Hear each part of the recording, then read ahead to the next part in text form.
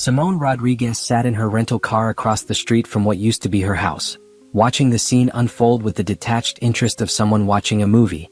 The black SUV pulled into the driveway at exactly 4:47 p.m., just as she knew it would. Trevor had texted her the flight details weeks ago, before she stopped responding to his messages. Before she changed her number. Before she sold everything they owned together and disappeared. The driver's side door opened first, and her husband of 8 years stepped out, stretching in the afternoon sun like a man without a care in the world. He looked tanned, relaxed, and happy. That was the first punch to her gut, even though she had prepared herself for this moment. The second punch came when the passenger door opened. The woman was younger than Simone by at least 10 years. Blonde hair, tight jeans, crop top that showed off a flat stomach. She bounded around the SUV and jumped into Trevor's arms, wrapping her legs around his waist while he spun her in a circle. They kissed deeply right there in the driveway with no concern for neighbors or propriety. Of course they didn't care. Trevor thought no one here knew about her. He thought his secret was safe. Simone pulled out her phone and took 3 photos. Not for evidence, she had plenty of that. Just for herself. To remember this moment. To remember why she did what she did. Trevor grabbed 2 suitcases from the back while the woman, Amber was her name, carried a shopping bag and a purse. They walked toward the front door, still laughing, still touching, still completely unaware. Trevor reached for his keys, but before he could insert them into the lock, the door swung open. A middle-aged white man stood in the doorway, his face confused and slightly annoyed. "Can I help you?" Simone watched Trevor's smile freeze. Watched confusion replace his confident swagger. "I'm sorry, who are you?" Trevor said, his voice carrying across the quiet suburban street. "I'm Robert Chin. I own this house." "Who are you?"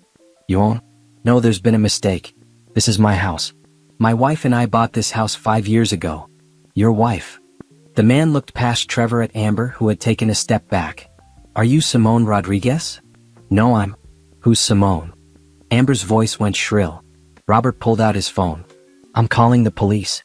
I bought this house 3 weeks ago from Simone Rodriguez. The sale was completely legal. I have all the paperwork." Simone watched Trevor's face go pale. Watched him pull out his own phone, frantically trying to call her. The phone rang once and went to a message that her voicemail was full. He tried again. Same result. She had blocked his number 2 weeks ago, but she had set it to ring once so he would think it was just going to voicemail. "This is impossible," Trevor said, his voice rising. "My wife can't sell our house without my permission." "Actually, she can," Robert said, and now there was a hint of satisfaction in his voice. He had clearly been briefed on this situation. She had power of attorney. Everything was legal. "Now please leave my property or I will have you arrested for trespassing." A police car pulled up to the curb. Simone had called them 15 minutes ago, anonymously reporting a disturbance at this address. Perfect timing. Trevor turned to Amber, who was already backing away toward the SUV. "This is a mistake, baby. Just a misunderstanding. My wife is confused. I'll fix this." "Your wife?" Amber's voice could have cut glass. "You said you were separated. You said you were getting divorced." "I am. We are. This is just her being vindictive. She's probably upset I moved on." "Moved on? You've been living with me for 6 months. You told me you lived in an apartment." The police officers approached, and Simone decided she had seen enough. She started her car and pulled away from the curb slowly, carefully, like a woman with nothing to hide and nowhere urgent to be. In her rearview mirror, she saw Trevor notice her car. Saw him start running toward her. But she was already gone, turning the corner, disappearing into her new life while his old one crumbled behind her. She had sold the house for $320,000. Emptied their joint savings of $90,000. Transferred her retirement accounts. Sold his classic car collection for another $40,000. Canceled the joint credit cards after maxing them out on business expenses. All of it legal. All of it documented. All of it justified. Trevor had spent 6 months in Thailand with his girlfriend, spending their money, living a fantasy life, while telling Simone he was on an extended boys' trip with college friends. He had video called her twice a week from hotel rooms, spinning lies about temples and beaches and bonding with the guys. Meanwhile, his social media posts showed the truth. He had just been stupid enough to post them on a private Instagram account he thought she didn't know about. She knew everything.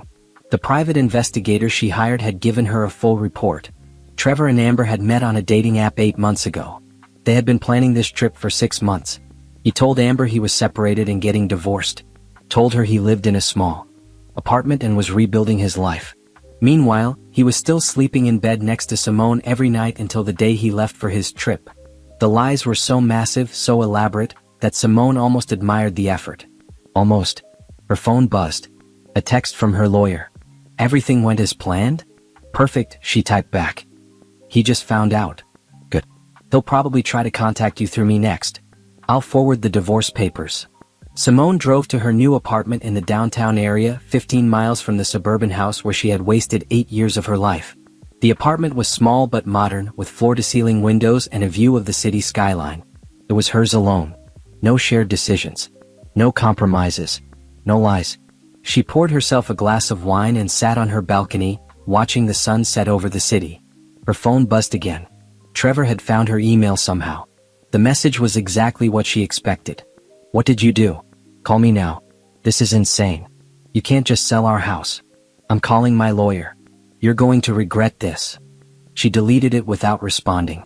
He would send 50 more just like it. They didn't matter. What mattered was that she had won the first battle. He came home expecting to have his cake and eat it too. Expected to keep living his double life, maybe transition slowly from wife to girlfriend, keep all the assets and comfort while upgrading to a newer model. Instead, he had nothing. No house. No savings. No wife. And soon, no girlfriend either, because Amber had just learned that her boyfriend of 6 months was actually a married man who had been lying about everything. Simone's revenge wasn't violent. It wasn't dramatic. It was simply the complete dismantling of the life Trevor thought he could come home to. And this was only day one. 6 months earlier, Simone had been making breakfast when Trevor came downstairs with his laptop, a strange expression on his face. She remembers this moment perfectly now, like a photograph she can examine in detail. The way he hesitated at the bottom of the stairs. The way he cleared his throat twice before speaking. So, I have something I want to run by you, he said, pouring himself coffee. Simone was flipping pancakes, a Sunday morning ritual they had maintained throughout their marriage. What's up? You remember my college buddies? Jason and Terrell? Sure. She didn't really, but she nodded anyway. Trevor had a whole network of friends she had never met. Guys from college, from his first job, from his gym. She had stopped trying to keep track years ago. Well, we've been talking and we want to do a guy's trip. A real one. Like a once-in-a-lifetime thing. Okay. Simone plated the pancakes and brought them to the table. Where? Thailand. He said it quickly, watching her face. I know it's far. But the flights are cheap right now and we found an amazing deal on accommodations. It would be 6 months. Simone set down her fork. 6 months? I know it sounds long. But think about it. How often do we get a chance to really travel? To have an adventure? I'm 42 years old. If I don't do this now, I never will. What about your job? I have the vacation time saved up. And I talked to my boss. He's cool with it. Says I've been working too hard anyway, could use a break. Something felt wrong.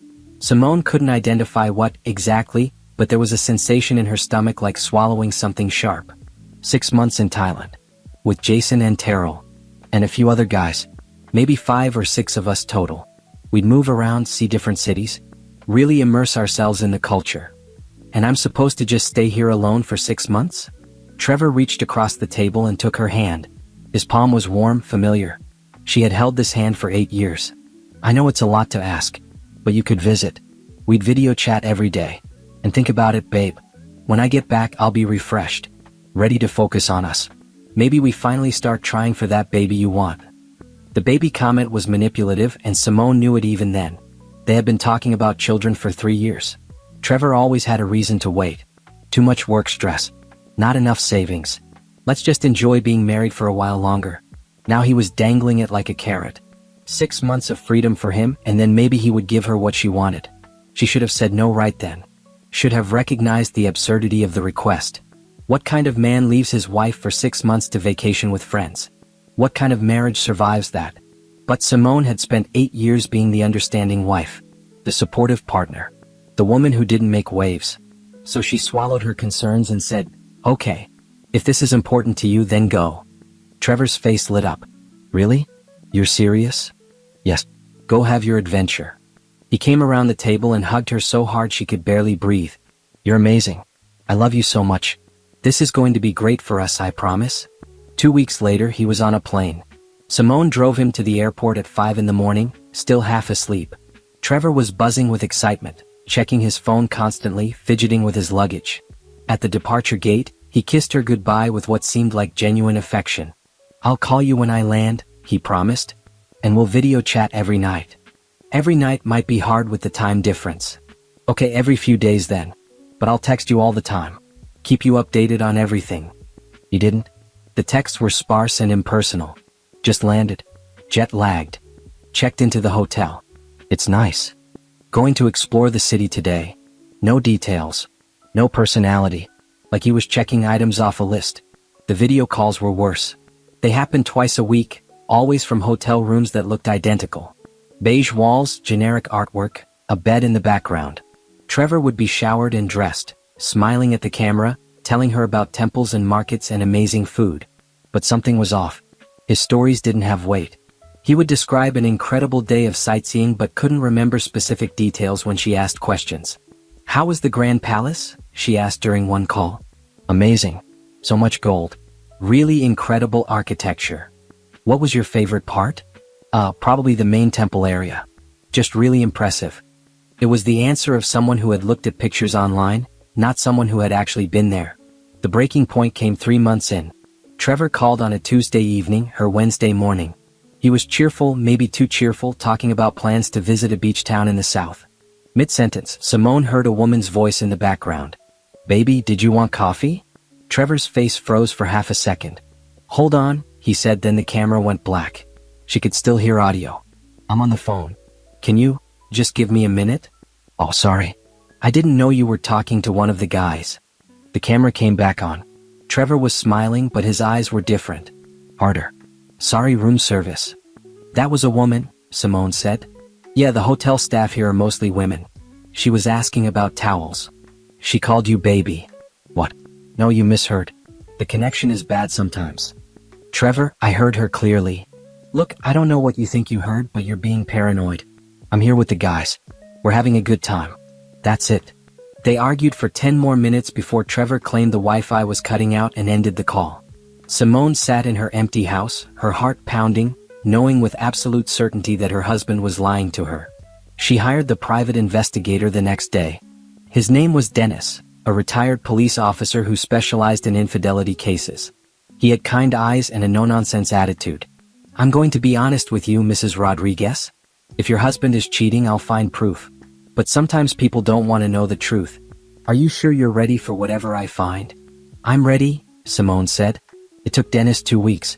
He found Trevor's private Instagram account, which had been active for 8 months. The post showed everything. Trevor and Amber at restaurants. Trevor and Amber on beaches. Trevor and Amber in bed together, his arm around her shoulders, both of them smiling at the camera. The captions were love notes. "Best 6 months of my life. Can't believe I found you. This is just the beginning." There were no friends. No Jason or Terrell. No guy's trip. Just Trevor and his girlfriend, living in a rented apartment in Bangkok, playing house while Simone paid the mortgage on their real house back home. Dennis compiled everything into a folder. Social media posts. Credit card statements showing purchases for 2. Hotel bookings under Trevor's name with Amber listed as a guest. Even a lease agreement for their apartment, signed 3 months ago. "I'm sorry," Dennis said, handing over the folder. "But you have everything you need for a divorce. He won't be able to deny any of this." Simone took the folder home and didn't open it for 2 days. She already knew what was in it. Opening it would make it real. Make it undeniable. Make it something she had to act on. When she finally looked through the evidence, she didn't cry. She had done enough crying during those 3 months of sporadic phone calls and growing suspicion. Instead, she felt something cold and clear settle in her chest. Trevor had made a choice. He had chosen to lie, to cheat, to abandon their marriage while pretending everything was fine. Now she would make her own choices. She called a divorce lawyer first, then a real estate agent, then an accountant. Within a week, she had a plan. It wasn't about hurting Trevor. It was about protecting herself and taking back what was hers. He wanted his freedom? She would give it to him. But it would cost him everything. The house went on the market 2 weeks later. Simone had found the power of attorney paperwork they had both signed 5 years ago when buying the house. It was a standard document that allowed either of them to make decisions about the property if the other was incapacitated or unavailable. She had forgotten about it. Trevor had definitely forgotten about it. Her lawyer confirmed it was valid. You can sell the house without his signature as long as you're not trying to defraud him. Since you're planning to file for divorce and this is marital property, you're entitled to your half. What you do with your half is your business. Simone sold the house for fair market value. Put her half in a new account. Invested Trevor's half in a business venture she had been planning for years. Emptied the joint savings. Transferred everything that was legally hers. Slowly, methodically, she dismantled the financial foundation of their marriage while Trevor lounged on beaches halfway across the world, thinking his secret was safe. When the house sold and the new owners moved in, Simone rented her downtown apartment and disappeared. She changed her phone number, closed her social media accounts, told her friends and family that she needed space to process the separation. She didn't tell them the whole truth yet. That would come later. For 3 weeks she was a ghost. And Trevor had no idea his life was about to implode. The private investigator's report sat on Simone's coffee table like a bomb waiting to explode. It was a navy blue folder, maybe 2 inches thick, full of printed screenshots, financial records, and a detailed timeline of Trevor's lies. Dennis had been thorough. Almost too thorough. Reading through it felt like watching her marriage die in slow motion. Simone poured herself a glass of wine and opened to the first page. Subject: Trevor Rodriguez. Investigation period: 3 weeks. Summary: subject is cohabiting with Amber Mitchell, age 29, in a rented apartment in Bangkok, Thailand. The next pages showed the private Instagram account. Trevor had created it 8 months ago, right around the time he started planning his boys' trip. The username was @Trevor__chapter, which should have been her first clue if she had known about it. New chapter. Like he was writing off their marriage as an old book he was done reading. The earliest post was a photo of Amber at a bar, probably the one where she worked as a bartender. The caption read, "Met someone special tonight. Sometimes life surprises you." That was 8 months ago, 2 months before Trevor came to her with his Thailand proposal. He had already met Amber. Already started something with her. The Thailand trip was never about friends or adventure. It was about moving his girlfriend overseas where Simone wouldn't accidentally run into them. The posts continued chronologically. Dinner dates. Movies. Long walks on beaches that weren't in Thailand yet because this was still the planning phase. Trevor had been living a double life for 2 months, coming home to Simone every night while building a relationship with Amber during lunch breaks and late work nights that he claimed were meetings. One post from 5 months ago showed Trevor and Amber in bed together, early morning sunlight coming through the window. The caption: "Waking up next to you is the best part of my day. Counting down until we can do this every day." Simone remembered that week. Trevor had told her he was going to a work conference in Las Vegas. 3 days. He had called her every night from his hotel room. Except it wasn't a hotel room. It was Amber's apartment.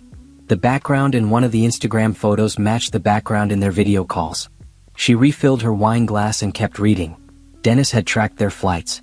Trevor and Amber flew to Thailand together, sitting next to each other in economy. He had charged both tickets to a credit card Simone didn't know about, one he must have opened specifically for this affair. The credit card statements showed a pattern of deception.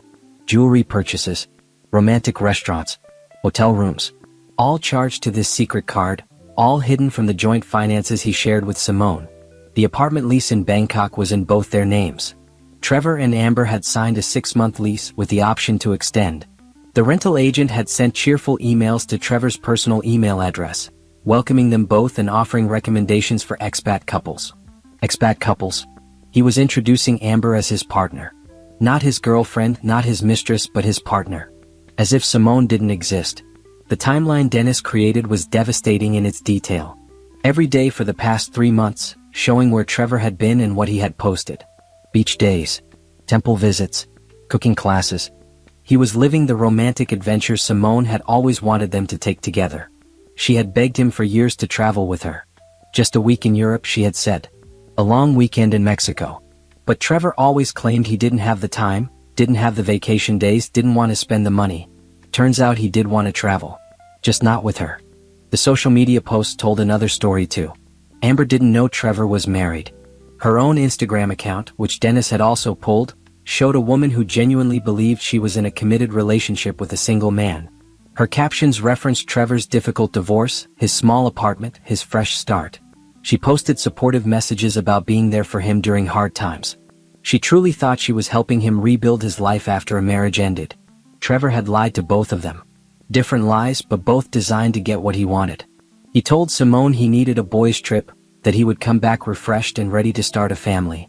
He told Amber he was separated and getting divorced, that she was helping him heal.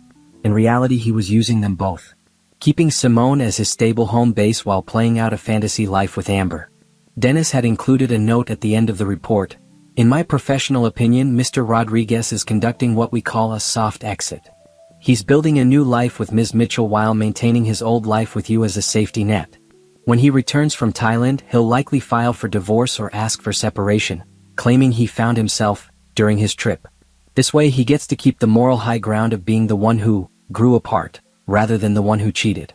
It's common among cheaters who want to control the narrative. Simone read that paragraph 3 times. Trevor wasn't even planning to be honest about the affair. He was going to come home, ask for a divorce, and probably make it seem like it was a mutual decision or like Simone had failed him somehow. He would ride off into the sunset with Amber while Simone was left confused and heartbroken, wondering what she did wrong. The audacity of it made her laugh. A sharp, bitter sound in the silent apartment. She opened her laptop and looked at Trevor's private Instagram again. He had posted an hour ago. A sunset photo with Amber silhouetted against the orange sky. The caption, 3 more months here, then starting our real life together. Can't wait, baby. 3 more months. That lined up with his return date. He was counting down to his real life with Amber while still sending Simone brief, impersonal texts pretending he was with friends. Simone clicked through to Amber's profile. She was pretty in a generic way. Blonde highlights, nice smile, yoga poses on the beach. Her bio said living my best life, with a heart emoji. Her feed was full of inspirational quotes and travel photos. She seemed nice actually. Not the evil other woman from movies. Just a regular person who had fallen for a liar's story. For a moment, Simone almost felt sorry for her. Almost wanted to reach out and warn her that Trevor wasn't who he claimed to be. But no. Amber had made her own choices. She had chosen to date a man who claimed to be separated without ever asking for proof. She had chosen to move across the world with someone she barely knew. Those consequences were hers to face. Simone closed the laptop and looked at her to-do list. It was time to move from investigation to action. She had given herself 1 week to feel the hurt, to process the betrayal, to sit with the reality of her failed marriage. That week was over. Now it was time to be strategic. She called her lawyer, a sharp woman named Patricia Chin who specialized in asset protection during divorce. I have the evidence. He's been living with another woman for 3 months, using marital funds to pay for it. Good, Patricia said. That strengthens your position. Have you thought about what you want from this divorce? Everything I'm entitled to. I want the house sold before he gets back. I want our savings divided and my half protected. I want his retirement contributions during our marriage. And I want him to know that I knew the whole time he was lying. The last part isn't legal advice, but I support it emotionally, Patricia said. Let's start with the house. You have power of attorney? Yes. We both signed it when we bought the property. Perfect. We can move forward with a sale. I'll need a few days to review the documents, but if everything is in order, you can list it immediately. Just make sure you keep detailed records of where every dollar goes. The court will want to see that you didn't try to hide or spend money out of spite. I'm not spending it. I'm investing it. Even better. What kind of investment? A property management business. I've been planning it for years, but Trevor always said it was too risky. Now I'm doing it anyway. Patricia laughed. I love it. Build your empire while he's playing house in Thailand. Just make sure you can document that you're investing marital assets in a legitimate business, not hiding them. The court looks favorably on entrepreneurship during divorce proceedings. They spend an hour going over the details. How to value the house. How to split retirement accounts. How to document Trevor's spending on the affair as dissipation of marital assets, which might entitle her to a larger share of remaining funds. Patricia was efficient and ruthless in the best way. She didn't try to talk Simone into couples counseling or reconciliation. She simply said, let's protect you and make sure you come out of this stable. After the call, Simone contacted a real estate agent. The housing market was good. Their house was in a desirable neighborhood with good schools. It would sell quickly, probably within 2 weeks of listing. She scheduled a walkthrough for the next day. That night, she drafted an email to Trevor's boss. She didn't send it yet, but she wrote it anyway. A detailed message explaining that Trevor was not on a sanctioned leave for a boys' trip, but was living with his girlfriend in Thailand while lying about his whereabouts. She included screenshots from his Instagram. She didn't know if she would actually send it. Maybe that was a step too far. But she wanted to have it ready, just in case Trevor tried to paint himself as the victim when everything came out. Before bed, Simone looked at the evidence folder one more time. The photo of Trevor and Amber in bed together, both smiling at the camera. The photo of them cooking dinner together in their Bangkok apartment. The photo of them on a boat, arms around each other, looking like any normal couple in love. She wasn't jealous. She was past that. What she felt was a cold determination. Trevor had made a choice to deceive her. To waste years of her life. To plan a future that didn't include her while still pretending they had a marriage worth saving. Now she would make her own choices. And unlike Trevor, her choices were based on truth, not lies. The real estate agent's name was Gloria, and she walked through the house with the practiced eye of someone who had seen hundreds of similar homes. "Good bones," she said, running her hand along the kitchen counter. "The updates you've made really show. New appliances, refinished floors, the bathroom renovation. This will sell quickly." Simone followed her through each room, seeing the house with new eyes. It wasn't really home anymore. It was just a building full of memories she wanted to forget.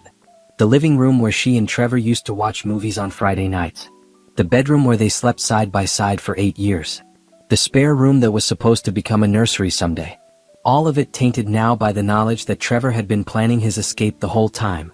"How quickly do you need to sell?" Gloria asked. "Fast. Within 2 weeks if possible." "That's aggressive but doable. The market is strong right now. I'd recommend listing slightly below market value to generate multiple offers, then letting them bid against each other. You'll probably end up at or above asking anyway. Do it." "Okay. I'll need both you and your husband's signatures on the listing agreement." "I have power of attorney. Will that work?" Gloria paused. "Yes, but it's unusual. Is your husband unable to sign?"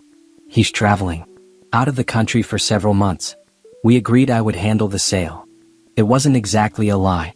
They had agreed on power of attorney, even if Trevor didn't know she would use it to sell their house without telling him. Gloria seemed satisfied with the explanation and didn't push further. They scheduled professional photos for the next day and planned to list by the end of the week. After Gloria left, Simone started packing. Not everything, just the things that mattered. Her clothes, her books, her mother's jewelry, the few pieces of furniture that were hers before the marriage. She hired a moving company to take everything to her new apartment.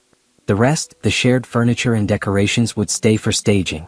Her lawyer had drawn up divorce papers, but Patricia advised waiting to file them. File too early and he might try to block the house sale or freeze assets. Wait until everything is moved and secured, then file. By the time he gets served, the damage is done. Simone followed the advice.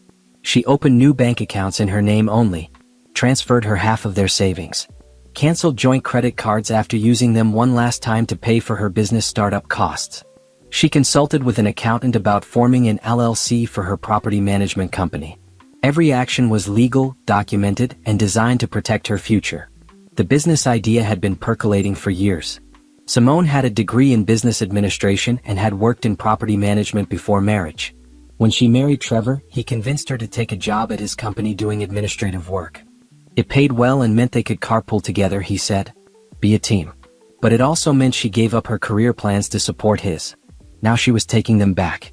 She found 3 rental properties in transitional neighborhoods. Nothing fancy, but solid structures with good bones that needed minor updates. The sellers were motivated. She offered cash using money from the house sale and their savings. 2 accepted immediately. The third needed more negotiation, but eventually came down to her price. Simone hired contractors to do quick updates. Paint, new fixtures, basic landscaping. Nothing major, just enough to make them attractive to renters.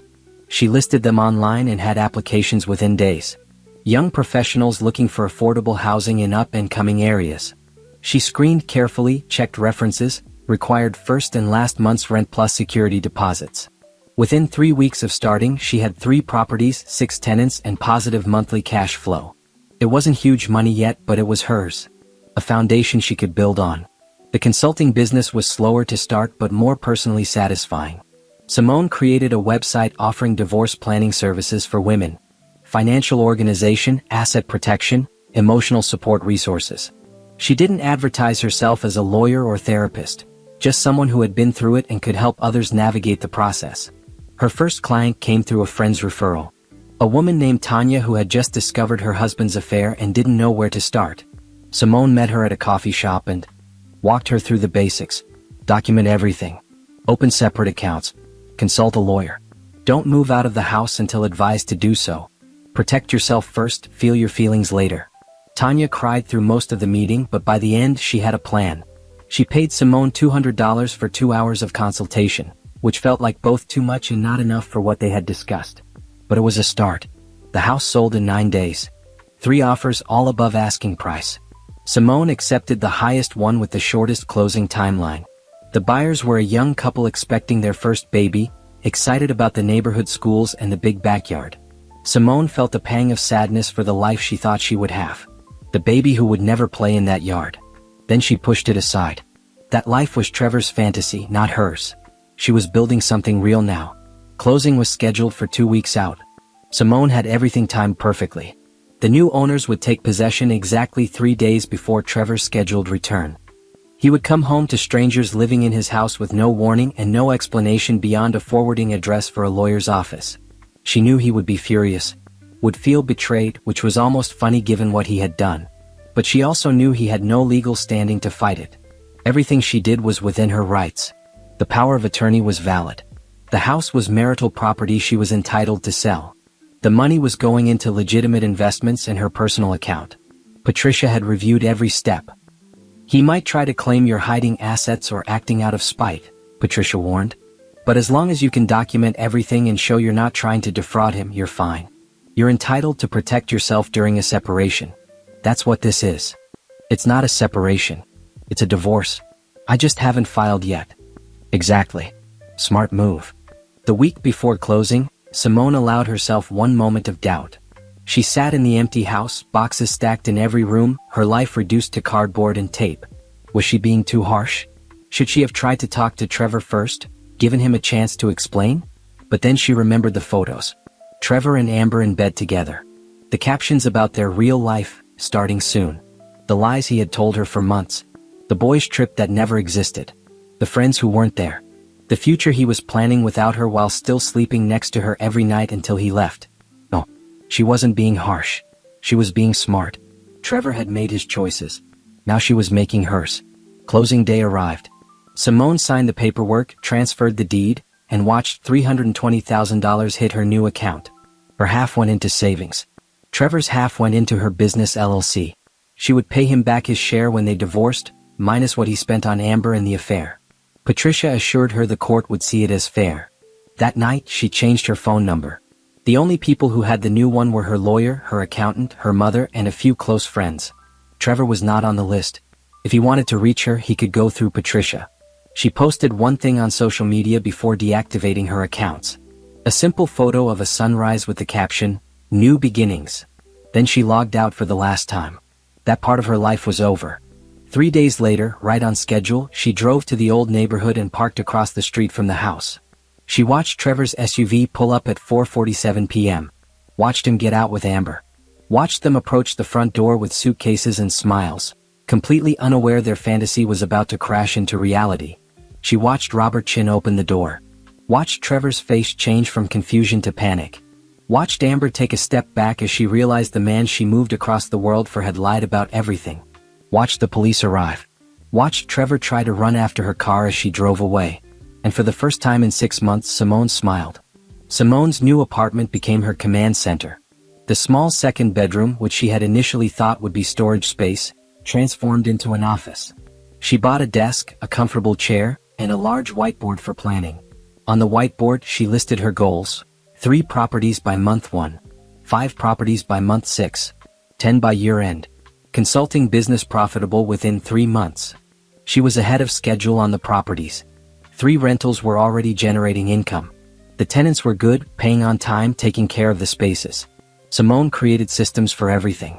Automated rent collection. Regular inspection schedules. A list of reliable contractors for repairs.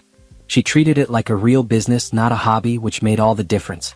The consulting business grew more slowly but with more emotional reward. After Tanya, 3 more clients came through referrals. Women who had discovered affairs, women who were planning exits from bad marriages, women who needed someone to tell them they weren't crazy for wanting to protect themselves. Simone met each client in person, usually at a quiet coffee shop. She listened to their stories, made notes, gave practical advice. Document everything. Open separate accounts. Consult a lawyer before making big decisions. Protect yourself financially before protecting the relationship. Some women took her advice. Some went back to their husbands hoping things would change. Simone didn't judge either choice. She just provided information and let them decide. She charged on a sliding scale based on what clients could afford. Some paid $200 for a 2-hour session. Some paid $50. One woman could only afford $20, and Simone met with her anyway because the situation was desperate. The woman's husband had been draining their accounts to support a gambling habit, and she needed to know how to protect what little was left. Money wasn't the point of the consulting business. Not yet, anyway. The point was helping women avoid the shock and devastation she had felt. If she could give someone a roadmap for the worst days of their life, that was worth more than any fee. By the end of month 2, Simone had helped 12 women. 3 had left their marriages. 4 were still gathering information and planning. 5 had reconciled with their husbands after using her advice to set clear boundaries and expectations. All of them thanked her for not judging them, for giving them tools instead of opinions. The properties required more time and money but less emotional energy. Simone developed relationships with contractors who gave her fair prices. She learned to spot necessary repairs versus cosmetic issues. She negotiated with vendors, compared quotes, made decisions quickly. The work was satisfying in a different way than consulting. Something tangible. Something she could drive past and think, I built that. Her 4th property came from a foreclosure auction. A small duplex in a neighborhood that was just starting to turn around. Simone bid $3,000 over the minimum, won, and immediately put another $5,000 into updates. New roof, new water heater, fresh paint inside and out. She rented both units within a week of finishing the work. Property 5 was a triplex that needed more extensive repairs. The previous owner had let it deteriorate. Simone bought it cheap, put in $15,000 of work and turned it into 3 clean, safe, affordable apartments. The tenants she found were a single mother with 2 kids, an elderly man on Social Security, and a young couple saving for a house. She gave them all fair rent and good leases. In return, they took care of the property and paid on time. 3 months after Trevor's return, Simone's business was generating $5,000 a month in profit. Not enough to live on comfortably yet, but getting there. She still worked her administrative job at Trevor's company, though that was becoming complicated. Trevor had tried to contact her at work. Security stopped him at the front desk, but he left messages with the receptionist. Calls to her desk phone that she didn't answer. Emails to her work address that she deleted without reading. He was persistent, she would give him that. Her boss called her into his office 1 week after the house incident. His name was Gerald and he had always been kind to Simone. I need to talk to you about something uncomfortable, he said. Trevor came by today. He's very upset. Says you sold your house without telling him. I did. It's complicated. He also says you're blocking his calls and refusing to communicate. That's true. Gerald sighed. Look, I'm not getting involved in whatever is happening between you two. But this is a workplace. If you need time off or if working here is going to be a problem, let me know.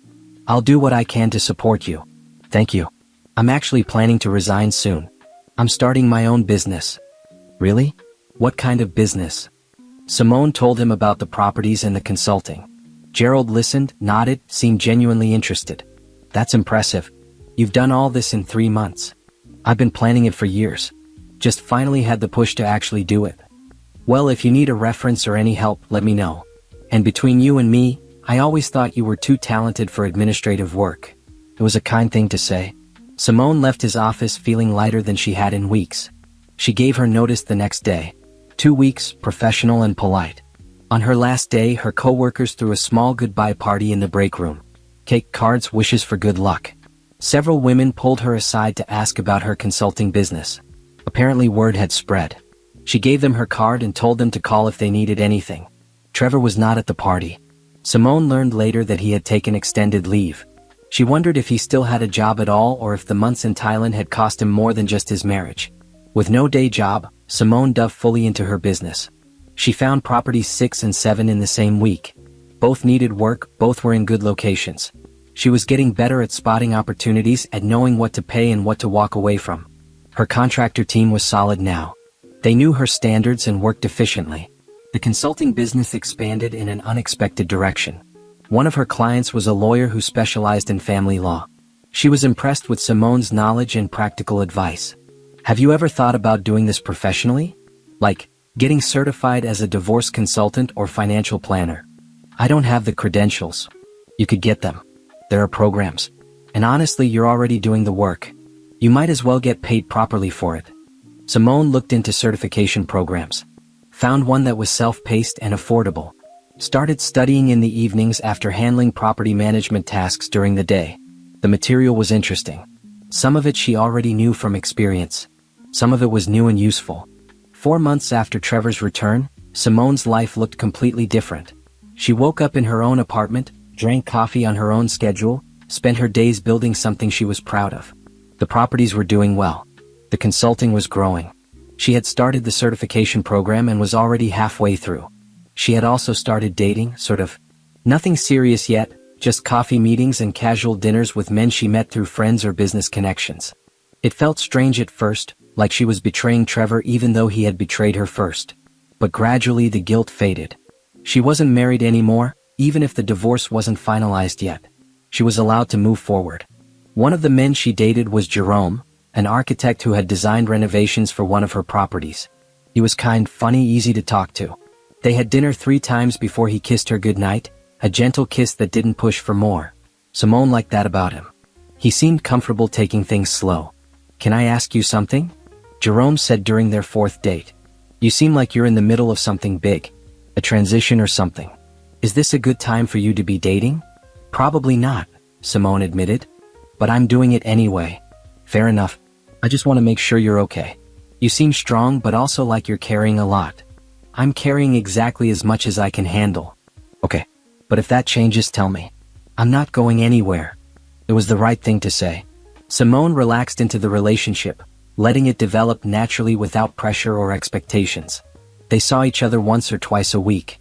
Sometimes for dinner, sometimes just for coffee. Jerome told her about his work, his family, his plans to start his own firm someday. Simone told him about her business, carefully leaving out most of the details about Trevor. He didn't need to know all that yet. Maybe eventually, but not now. 5 months after Trevor's return, Simone signed papers for property number 8. It was a small commercial space that she converted into 2 studio apartments. The location was perfect, right near the university, and she rented them to graduate students who needed quiet places to study and sleep. She also took on her 20th consulting client, a milestone that felt significant. 20 women she had helped navigate the worst moments of their lives. Not all of them had happy endings yet. Divorce was messy and painful no matter how prepared you were. But they all had tools now. Resources. Plans. That was something. Simone's phone rang late one evening. An unknown number. She almost didn't answer, but something made her pick up. "Mrs. Rodriguez?" A woman's voice, hesitant and shaky. "This is Simone. My name is Amber. I think we need to talk." Trevor Rodriguez sat in the passenger seat of Amber's car, staring at his phone like it might suddenly come back to life if he glared at it hard enough. 3 weeks. 3 weeks of disconnected numbers, full voicemails, blocked emails. 3 weeks of living in cheap hotels and borrowing money from friends. 3 weeks of trying to understand how his entire life had been dismantled while he was eating pad thai in Bangkok. "Are you even listening?" Amber's voice was sharp, angry. She had been angry for 3 weeks straight now. "What?" "I said we need to figure out where we're sleeping tonight. This hotel costs $200 a night. We can't keep doing this." "I know. I'm trying to fix it." "How? By staring at your phone?" "Trevor, your wife sold your house. She emptied your bank accounts. She destroyed your credit. What exactly are you going to fix with an iPhone?" Trevor didn't answer. He had been asking himself the same question for 3 weeks. The day they arrived back in the States played on repeat in his mind. Landing at the airport, excited to finally bring Amber to his hometown. She had been nervous about meeting his friends, worried about fitting into his life here. He had assured her everything would be perfect. They would stay at the house for a few days while he sorted out his things, then they would find an apartment together. Start fresh. Build their life. Instead, they had driven up to find strangers living in his house. Strangers who had legal ownership papers. Strangers who called the police when he tried to force his way in. The humiliation of standing on his own lawn while officers explained that he had no right to be there. That his wife had legally sold the property. that he needed to leave or he would be arrested. Amber had been silent during the drive away from the house. Trevor had tried to explain. It's a mistake. She's confused. I'll call her and sort it out. But Simone's phone went straight to voicemail. Her work email bounced back. Her social media was deactivated. She had vanished completely, leaving behind only a forwarding address for a lawyer's office. The lawyer, Patricia Chin, had been coldly professional when Trevor showed up at her office. Mrs. Rodriguez is filing for divorce. You'll be served with papers in the next few days. If you need to contact her, do it through me. She can't just sell our house without telling me. She had power of attorney. The sale was legal. But I didn't agree to it. You did, actually. When you signed the power of attorney agreement 5 years ago. Read the paperwork carefully next time. This is insane. Where's my money? Where are my things? Your personal belongings are in storage. Here's the address. As for marital assets, Mrs. Rodriguez has acted within her legal rights to protect herself during your separation. A full accounting will be provided during divorce proceedings. Separation? We weren't separated. Patricia had given him a look that could have frozen lava. Mr. Rodriguez, you spent 6 months in Thailand living with another woman while lying to your wife about your whereabouts. That's called abandonment in legal terms. Mrs. Rodriguez has every right to protect herself from further financial harm. I didn't abandon her. I was coming back. With your girlfriend. Yes, that really strengthens your position. Trevor had stormed out, but the lawyer's words followed him. Abandonment. He hadn't thought of it that way. He was on vacation, exploring his options, seeing if things with Amber could work long-term before making any big decisions. That wasn't abandonment. That was being smart. Being cautious. Except now he had no house, no money, and a girlfriend who was realizing just how badly he had lied to her. Amber had taken it worse than Trevor expected. The drive from the house to the hotel had been silent. Then, in their room she had exploded. You said you were separated. You said you lived in an apartment. I was going to separate. I just hadn't told her yet. You lived in a house together. You slept in the same bed with her the night before you left for Thailand. It was complicated. No, it's not complicated. It's lying. You lied to me. You lied to her. You're a liar. Amber had thrown her phone at him. Missed, but the gesture was clear. She had called a friend, sobbing, asking if she could stay there for a few days. The friend had said yes, and Amber had packed her bag that night. But she came back the next morning. Not because she forgave him, she made that clear. But because she had moved across the world for him. Quit her job. Given up her apartment. She literally had nowhere else to go. We're stuck together until I figure this out, she had said. But don't think for a second that I still want to be with you. So they were stuck. Living in hotels they couldn't afford, fighting constantly, while Trevor tried to piece together what Simone had done. The storage unit held his clothes, his tools, some personal items. Nothing valuable. Simone had been selective about what she saved. His golf clubs were there, but his laptop wasn't. His winter coat was there, but his tax documents weren't. She had given him enough to survive, but nothing he could easily sell or use to rebuild. The joint bank accounts were empty. His credit cards were maxed out and then canceled. His retirement account had been divided, with Simone taking her legal share plus a portion she claimed was owed for his dissipation of marital assets.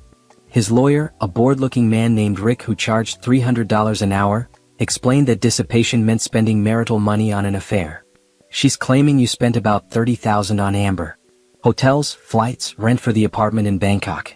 Do you have evidence that you didn't? I used a separate credit card. It wasn't marital money. Did you open that card while married? Yes, but... Then legally it's marital debt. Which means she can claim you spent marital assets on the affair. The court will probably agree with her. You don't have a good position here, Trevor. That was Rick's favorite phrase. You don't have a good position. He said it about the house sale. The account divisions. The fact that Simone had documented everything while Trevor had documented nothing. He said it when Trevor asked about getting spousal support. He said it when Trevor wanted to fight the power of attorney as invalid. You're going to lose this divorce badly, Rick finally said. My advice? Settle fast before she thinks of other ways to protect her assets from you. Her assets. Those are my assets too. Not anymore, they're not. Trevor's job was another disaster. He had told his boss he needed extended leave for a family emergency. 6 months. Gerald had grudgingly approved it, but when Trevor came back and asked to return to work, Gerald had been cold. Actually, we need to talk. Several people have informed me that your family emergency was actually a personal vacation with a girlfriend. Is that true? Who told you that? Is it true? Trevor had tried to deny it, but Gerald pulled out printed screenshots from Instagram. Trevor's Instagram. His private account that he thought no one from work knew about. Photos of him and Amber in Thailand. Captions about their relationship. Evidence that he had lied about the entire leave. You falsified the reason for your leave. That's grounds for termination. You're fired, effective immediately. You can't fire me for taking a vacation. I can fire you for lying about why you needed leave. You claimed a family emergency. This was not that. Clear out your desk by the end of the day. So now Trevor was unemployed, broke, and sleeping in hotels he couldn't afford. Amber was barely speaking to him. His soon-to-be ex-wife had vanished. His lawyer said he didn't have a good position. And he still didn't fully understand how it had all gone so wrong.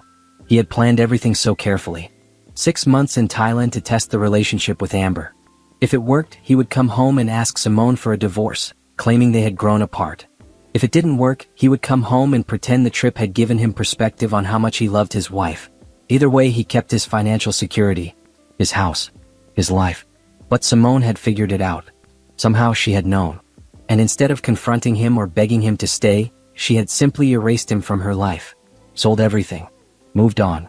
Left him with nothing but a storage unit of belongings and a divorce lawyer who kept saying he didn't have a good position. Trevor. Amber's voice snapped him back to the present. Are you listening to me? Sorry, what? I said I'm leaving. I called my sister in Ohio. She's wiring me money for a bus ticket. I'm going to stay with her until I figure out what to do next. You're leaving? Amber, we can fix this. Fix what? You're broke. You're unemployed. You lied to me about everything. Your wife destroyed your life and I'm collateral damage. There's nothing to fix. We love each other. We can start over. Amber laughed, a harsh sound. Love. You don't even know what that word means. You loved having a wife at home while you played house with me. Now you have nothing and you want me to stay? No. I'm done. She grabbed her suitcase and walked out of the hotel room. Trevor didn't follow her. What was the point? She was right. He had nothing to offer her. Nothing to offer anyone. He sat alone in the hotel room, staring at the phone bill he couldn't pay and the eviction notice from the hotel management saying they needed payment or he needed to leave. His mother had agreed to let him stay with her temporarily, which was humiliating for a 42-year-old man.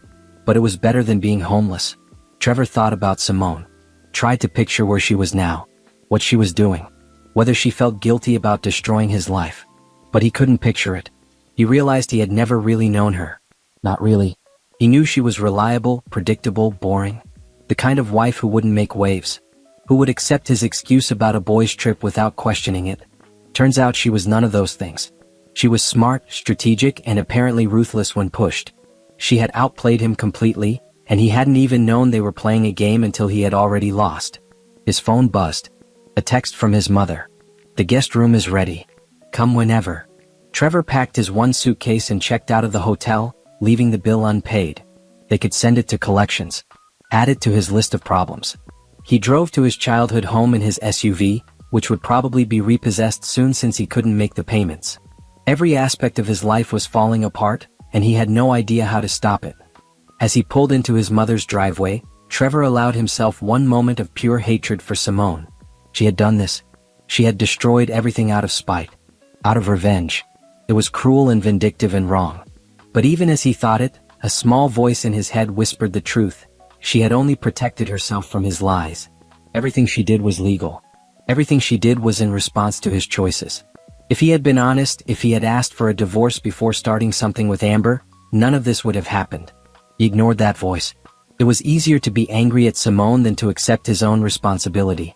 Anger felt cleaner than guilt. Simone stared at her phone for a full minute after Amber hung up. The conversation had been short, awkward, and surreal. Amber apologizing for being the other woman, even though she hadn't known Simone existed. Amber explaining that she left Trevor and wanted to clear the air before moving on with her life. Amber asking if there was anything she could do to make amends. There's nothing, Simone had said. You were lied to just like I was. Trevor is the one who owes us both apologies.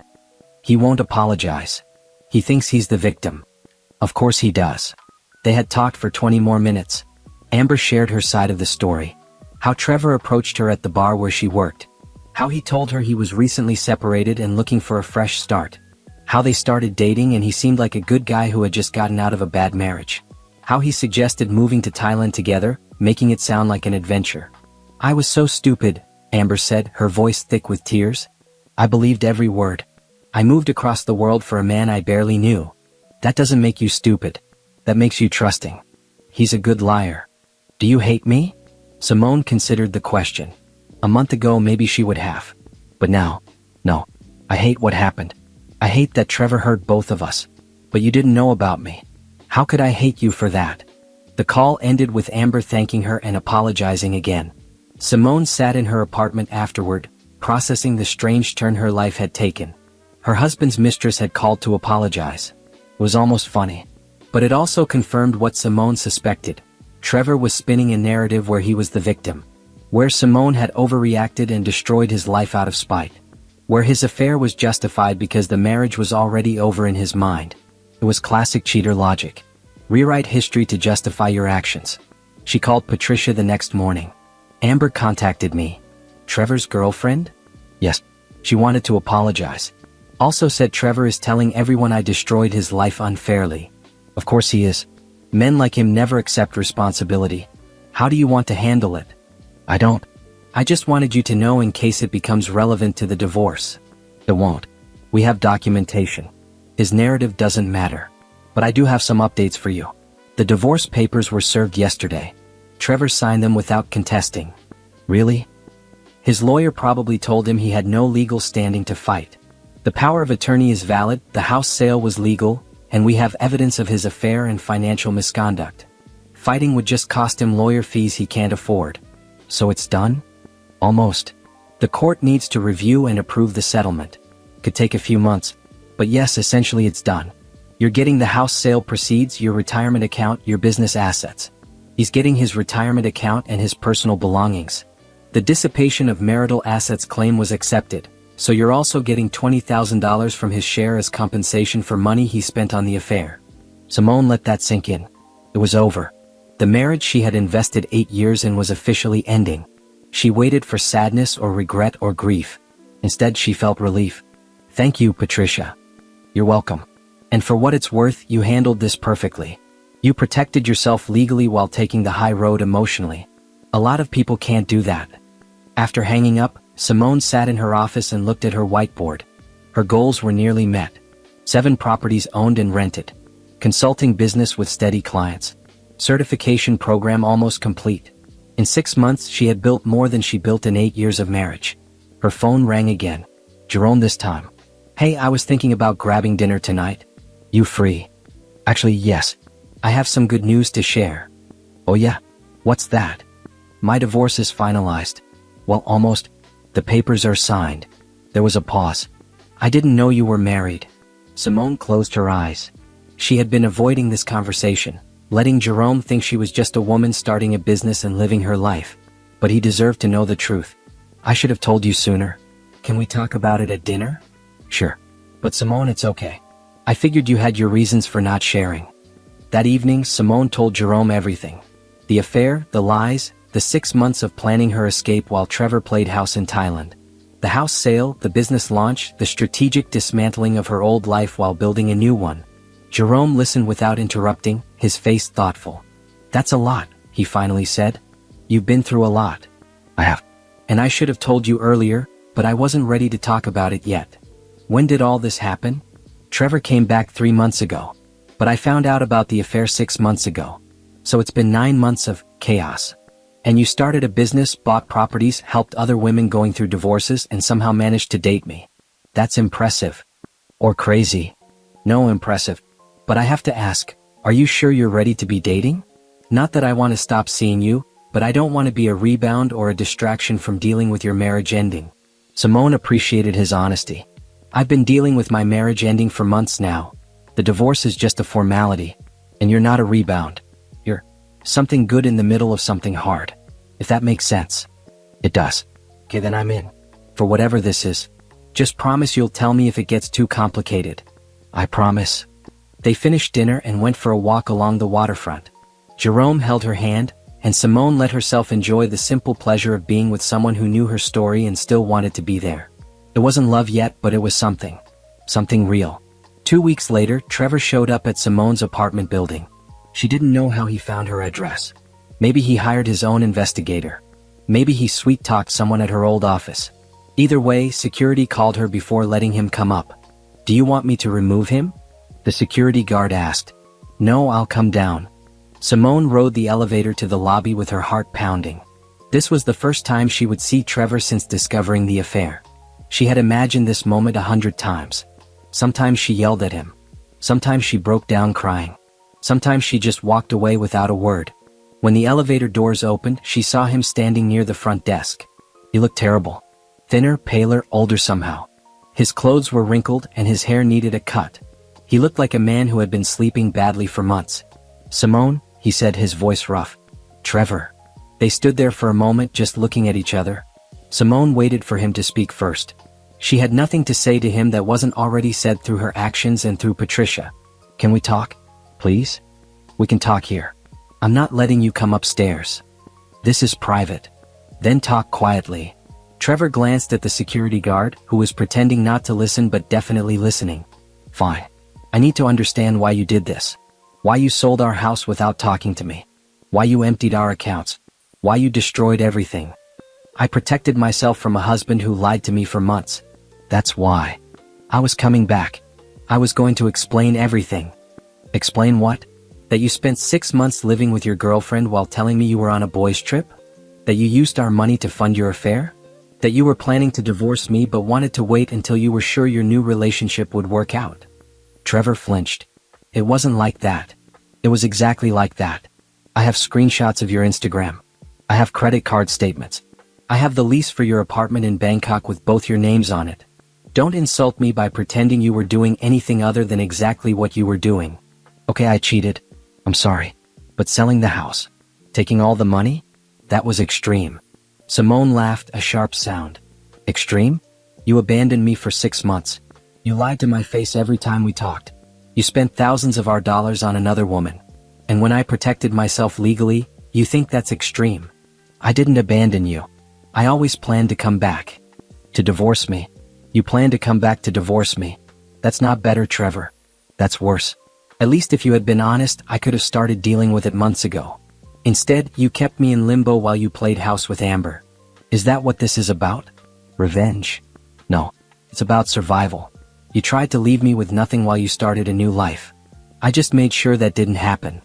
Trevor ran his hands through his hair. "I don't have anything now. No house, no savings, no job. You took everything. I took my half of everything.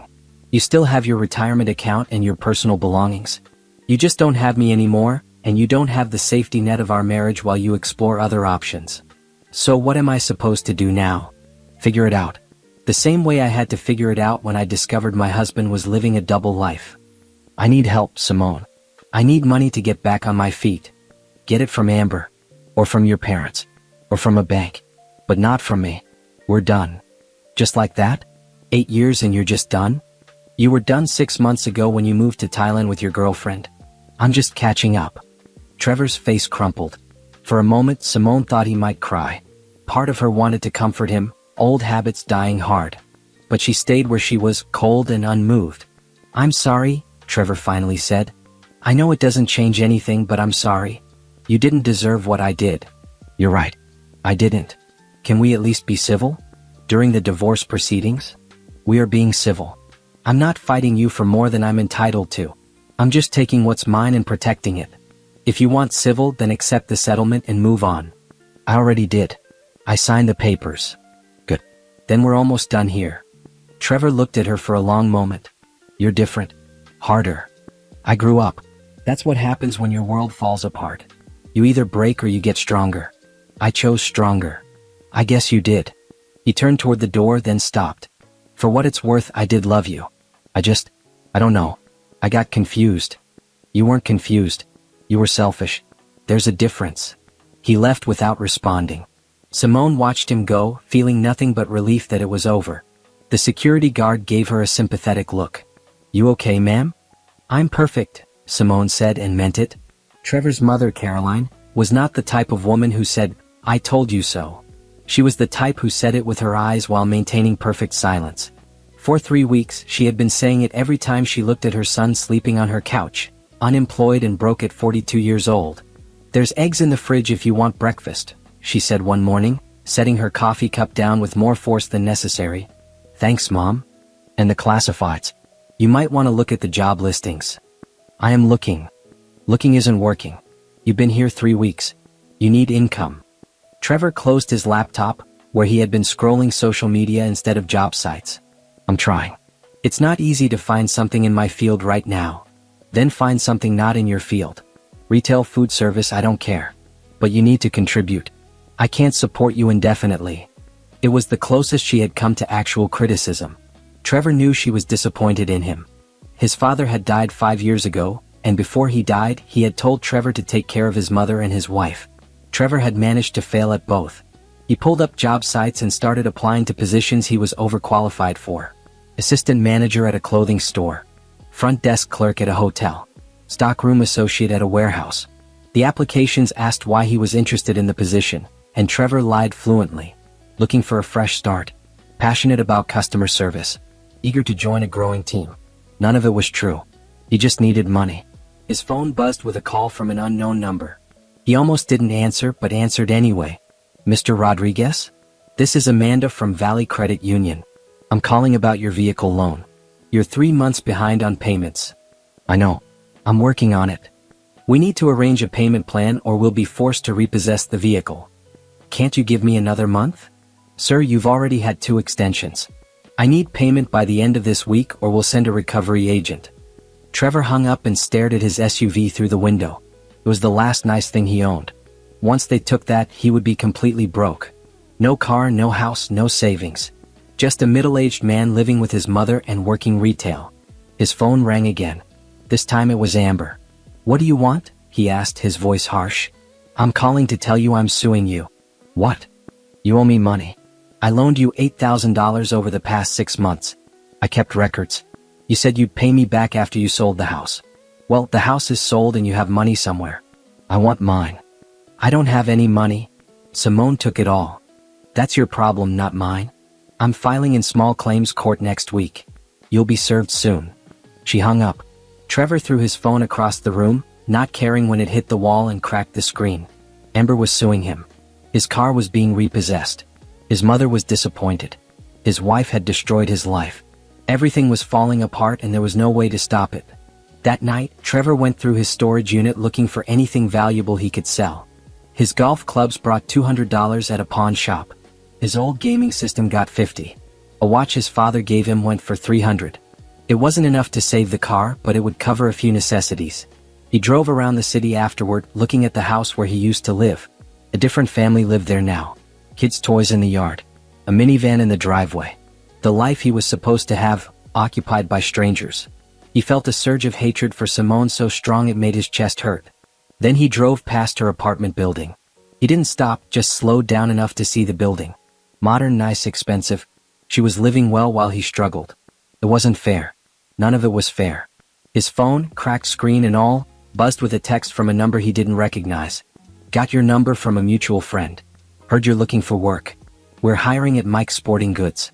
Retail sales. $12 an hour. Let me know if interested." $12 an hour. Trevor had made $70,000 a year at his old job. But $12 an hour was better than zero. He texted back, "Interested. When can I start?" The next day, Trevor started his new job selling sneakers to teenagers. The manager was younger than him by 15 years. His co-workers were college students working part-time. He stood behind a counter scanning items and making small talk with customers.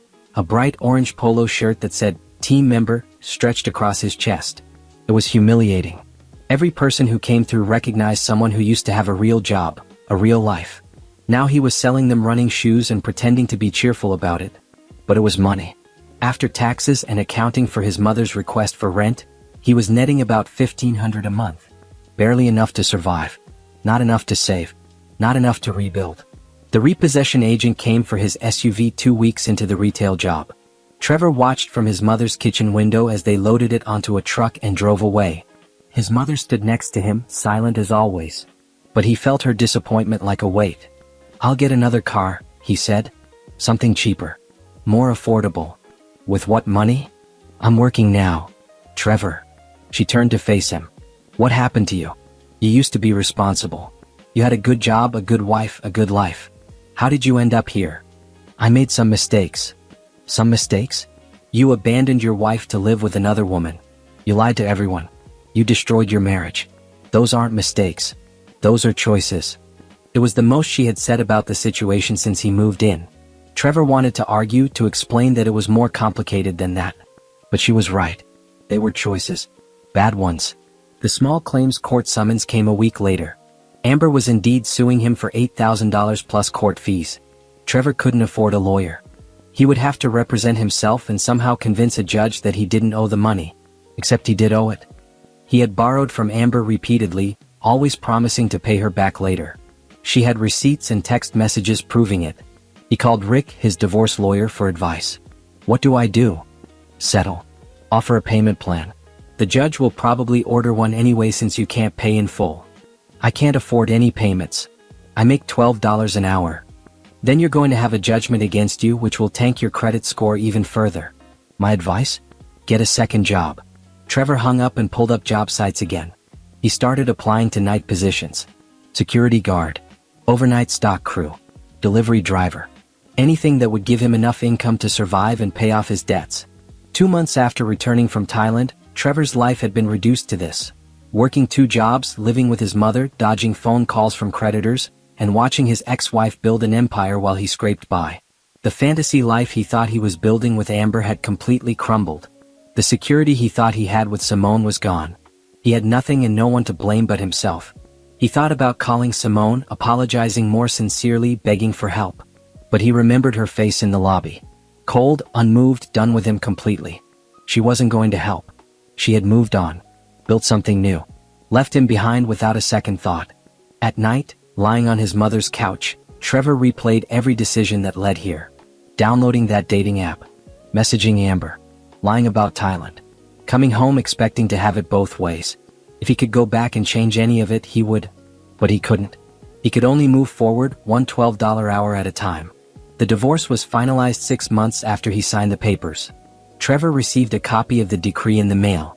It listed the division of assets. Simone received the house sale proceeds, her retirement account, and $20,000 in compensation for dissipation of marital assets. Trevor received his retirement account and his personal belongings. Marriage officially dissolved. He stared at the paper for a long time. 8 years reduced to legal language and asset division. No mention of the good times they had. The trips they took before money got tight. The way she used to laugh at his jokes. The plans they made for the future. Just numbers and terms and signatures.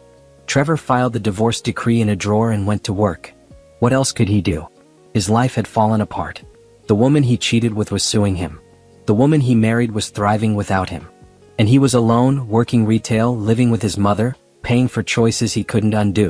6 months after Trevor's return, Simone sat in her new office overlooking the city. The space was small but professional, with glass walls, modern furniture, and her business logo on the door. Phoenix Rising Consulting and Property Management. The name felt fitting. She had risen from the ashes of her marriage to build something real. Her property portfolio had grown to 9 buildings. The newest was a 4-unit complex she purchased at auction and renovated with Jerome's help. He had designed the updates, turning dated apartments into modern living spaces that rented immediately. Working with him had been easy. He understood her vision and didn't try to talk her into expensive upgrades she didn't need. Their relationship had grown too. Slowly, carefully, with neither of them rushing. They had dinner twice a week, sometimes at restaurants, sometimes at her apartment where she cooked and he brought wine. They talked about everything. His childhood in Oregon. Her failed marriage. His dream of starting his own architecture firm. Her plans to expand the consulting business. "You should hire someone," Jerome said one evening, washing dishes while Simone dried. "You're doing everything yourself. Property management, consulting, bookkeeping. That's too much for one person. I can't afford to hire anyone yet. You have 9 properties generating income. You can afford to hire a property manager and an assistant. It would free you up to focus on growth." "Maybe you're right. I'm always right. It's one of my best qualities." She threw the dish towel at him and he caught it laughing. Moments like this felt normal, easy. Like building something real instead of performing a role she thought she was supposed to play. With Trevor, she had always been the understanding wife, the supportive partner, the woman who put his needs first. With Jerome, she was just herself. And that was enough. The consulting business had taken an unexpected turn. One of her clients, a woman named Rachel who left an abusive marriage using Simone's advice, referred 3 friends. Those friends referred more people. Within months, Simone had a waiting list. She raised her rates and hired a part-time assistant to handle scheduling. She also completed her certification program. The exam was difficult, but she passed on the first try. Now she could officially call herself a certified divorce financial analyst, which gave her credibility and allowed her to charge professional rates. Her new clients were willing to pay $200 an hour for her expertise. Some sessions went longer, some shorter, but the hourly rate made the business profitable. Simone started running workshops too. Monthly sessions at a community center where she taught women about financial literacy, asset protection, and planning for life changes. The workshops were free, her way of giving back and also generating leads for her consulting business. Women who attended the workshops often became clients when they needed more personalized help. One evening after a workshop, a young woman approached her. "I don't need consulting yet, but I wanted to say thank you. My sister used your advice when she left her husband last year. You saved her life." "I didn't save her. She saved herself." "Maybe. But you gave her the tools. That matters." It was comments like that which made the work feel meaningful. Simone wasn't just building a business. She was helping women take control of their lives during the worst moments. That was worth more than profit margins. Her phone rang with a call from Patricia. "I have some updates on Trevor." "I don't need updates on Trevor." "I know. But I thought you'd want to know he lost his job and is working retail now. Also, Amber is suing him for $8,000. He's pretty much hit rock bottom." Simone felt nothing. No satisfaction, no sympathy, just indifference. "Okay. That's it? Just okay? What else should I say? He made his choices. Now he's living with the consequences." "Fair enough. The divorce is fully finalized, by the way. You're officially single." "Great. Send me the final paperwork." After hanging up, Simone sat at her desk looking at the city skyline. Officially single. Officially done with that chapter of her life. It felt anticlimactic. No celebration, no grief, just a quiet closing of a door. Jerome picked her up for dinner that night. They went to a new restaurant downtown, sat at a table by the window, ordered wine and appetizers. Halfway through the meal, Jerome set down his fork and looked at her. "I need to tell you something." "Okay. I'm starting my own firm. I gave notice at my job today." Simone felt a rush of pride. "That's amazing. Congratulations." "Thank you. But I'm nervous. It's a big risk." "You'll be great at it. You're talented and people love working with you." "I hope so. I wanted to tell you first because you've been my inspiration. Watching you build your business from nothing in just a few months made me realize I could do the same. We can support each other. 2 entrepreneurs figuring it out together." "Exactly." He reached across the table and took her hand. "I also wanted to tell you that I'm falling for you. Not in a rushed way or a rebound way. Just in a real way. And I wanted you to know." Simone felt tears prick her eyes. Not sad tears but grateful ones. "I'm falling for you too." They sat there holding hands across the table, and Simone felt something she hadn't felt in years. Hope. Not hope that someone would complete her or save her or give her the life she wanted. Hope that she could build that life herself and share it with someone who respected what she was building. The next month, Simone opened her 10th property. It was a triplex in a neighborhood that was just starting to gentrify. She bought it cheap, put $20,000 into renovations with Jerome's design help, and rented all 3 units in 1 week. The monthly income from her properties was now enough to live on comfortably. She gave notice at the retail job she had kept as backup and went full-time into her business. She also hired 2 employees. A property manager named Tanya, one of her first consulting clients who needed work after her divorce, and an assistant named Jennifer who handled scheduling, bookkeeping, and client intake for the consulting business. It felt good to provide jobs for women who needed them.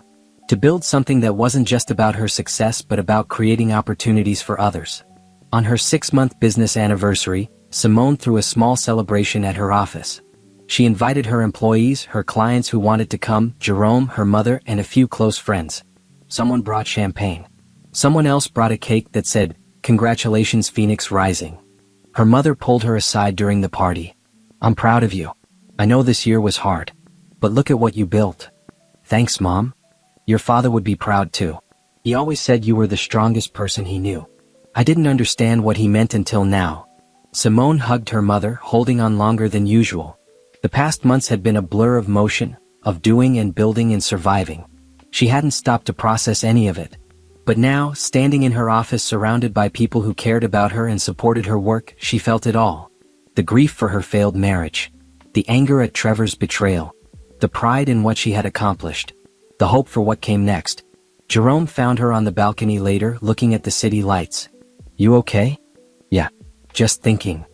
About how different my life is now. 6 months ago, I was watching Trevor pull up to our house with his girlfriend. I was scared and angry and lost. Now I have a business, employees, clients who need me. I have you. I have a future that's mine. You built all that yourself. I know. That's what I'm thinking about. How much strength it took. How scared I was. How worth it all turned out to be. Jerome wrapped his arms around her from behind. They stood there together, watching the city, and Simone felt completely at peace. Trevor had taken a lot from her. Time, trust, years of her life. But he hadn't broken her. Instead, his betrayal had forced her to find strength she didn't know she had. To build a life she never would have built if he had stayed. She wouldn't thank him for that. She would never forgive what he did. But she could acknowledge that his worst act had become her catalyst. Phoenix Rising wasn't just a business name. It was her story. Rising from the ashes of her marriage to become someone stronger, someone better, someone completely her own. 1 year after Trevor's return, Simone stood in front of a crowd of 200 women at a downtown conference center. She wore a navy blue dress, simple but professional, and held a microphone with more confidence than she ever thought possible. The banner behind her read, "Taking Control, a workshop on navigating life transitions." A year ago, she began, I was someone else. I was a wife in a failing marriage I didn't know was failing. I was a woman who put everyone else's needs before my own. I was scared of change and scared of being alone. Today I'm none of those things. And I'm here to tell you that you don't have to be those things either. The audience listened intently. Some were going through divorces. Some were considering leaving bad relationships. Some were just curious about building financial independence. Simone spoke to all of them, sharing her story without shame or apology. She talked about discovering Trevor's affair. About the strategic planning that followed. About building her business from nothing while processing grief and anger and fear. The revenge I took wasn't dramatic, she said. I didn't slash tires or post his secrets online or any of the things we see in movies. My revenge was simply protecting myself and building something better. Living well became my revenge. And now, living well is just my life. The revenge part doesn't even matter anymore. After her speech, women lined up to ask questions and share their own stories. A young mother asked how to rebuild credit after a divorce. An older woman asked if it was too late to start over at 60. A college student asked how to spot warning signs of financial manipulation early in relationships. Simone answered them all, drawing on her experience and her training. At the end of the event, a reporter from a local business magazine approached. I'd like to interview you for a feature we're doing on female entrepreneurs. Would you be interested? Sure. What's the angle? Women who turned personal tragedy into business success. You're a perfect fit. The interview happened 2 weeks later. The reporter asked about her properties, her consulting business, her plans for expansion. Simone answered honestly, not hiding the painful origins of her success but also not dwelling on them. When the magazine came out a month later, her face was on the cover under the headline, From Betrayal to Business, One Woman's Journey to Independence. As the party wound down, Jerome found her on the balcony again. It had become their spot, the place where they had important conversations. Happy anniversary, he said. Anniversary of what? Of the day you took your life back. Simone leaned against him, looking at the city lights. It's weird to think about. A year ago I was watching my life fall apart. Now I can't imagine being anywhere else. You've built something amazing. I'm proud of you. We've built something amazing. I couldn't have done this without you. Yes, you could have. But I'm glad you didn't have to. They stood there together, and Simone thought about everything she had gained in the past year. A business, financial independence, meaningful work, real love, a future that was hers to shape. None of it came from revenge or anger or proving Trevor wrong. It came from protecting herself, believing in her own strength, and building a life that made her happy. Trevor was probably home right now at his mother's house, watching TV or scrolling his phone, wondering where his life went wrong. But Simone wasn't thinking about him. She was thinking about her business goals for next year. About her wedding in the spring. About the foundation she was building to help more women. About the life she had created that was so full of meaning and purpose that her past marriage felt like something that happened to someone else. That was the real revenge, she realized. Not that Trevor had suffered, but that she had succeeded so completely that his suffering was irrelevant. She didn't need him to be miserable for her to be happy. She just needed to be herself, living her life, building her empire, loving her partner, and helping other women find their own strength.